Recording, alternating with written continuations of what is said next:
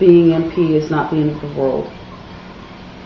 I'm proof of that. I was on disability for 14 years, trying to figure out how to function in my daily life with them, trying to maintain cooperation and control over myself, being able to stay conscious for more than an hour a day. And when I was first diagnosed, that was the length of my day. Out of 24, I lived 1 hour. And they took the rest. How I got to know Barb and how we maintained a relationship for 6 years, I can honestly say was all them. They maintained that relationship. But then when I started becoming more and more conscious, I realized that I didn't really have that much in common with her. And I didn't really love her. And that was painful. I loved her, but I was not in love with her. And those are the little things that you have to be prepared for when you're very first diagnosed as NP. And those are the little things that you have to understand.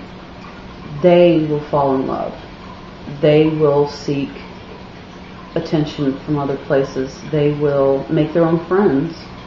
They will have a whole life around you that you were never aware of. I had friends online. It took some time for them to understand when I started to explain to them what had happened, that it wasn't me that had developed this relationship with them, that it was somebody else. It took them a little while, but a lot of my online friends accepted it, and there's actually one girl that I'm still friends with.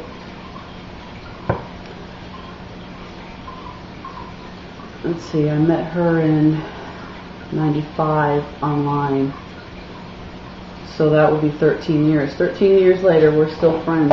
And that's a pretty good accomplishment if you know anything about online friends. We've met a couple times in real life.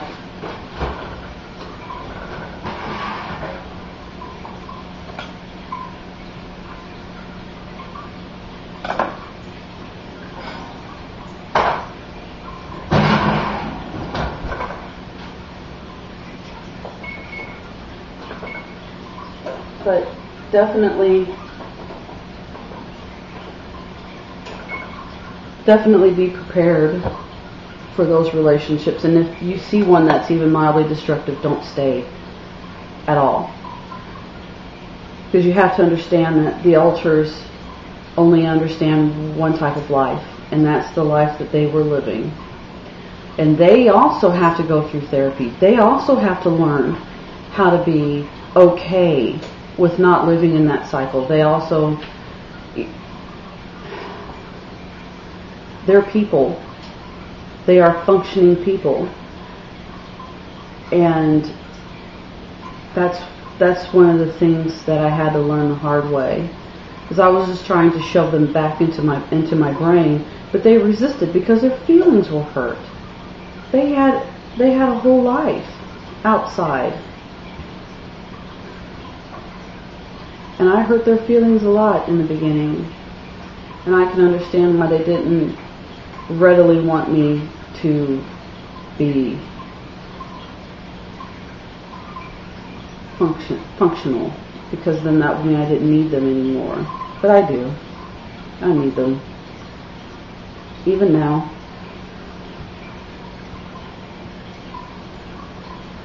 One of the things I usually tell people when I first start telling them that I'm MP is that I want you to picture yourself in the center of a mall, and I want you to close your eyes, and I want you to listen to just the voices around you. Don't try to pick up any one conversation, just listen.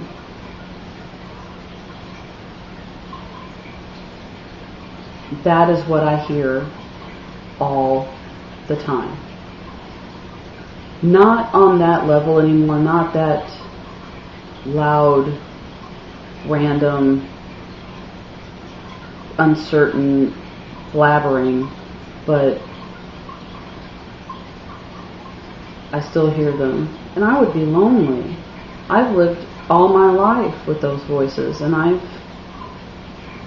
would feel very lonely without them.